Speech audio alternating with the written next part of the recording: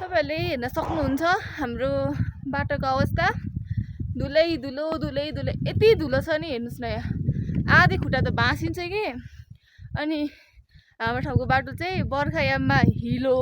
तपाईहरुले बर्खायाममा पनि देखिहाल्नु भएको थियो अस्ति मैले देखाएको थिएँ हैन बाटो टेक्ने ठाउँ थिएन अहिले पनि त्यस्तै छ क्या धुलोले अब बर्खामा चाहिँ पानीले आल हुने हिउँदामा धुलोले अब बाटै देखिदैन क्या बाटै छैन क्या यहाँनिर यो सबै धुलो हो क्या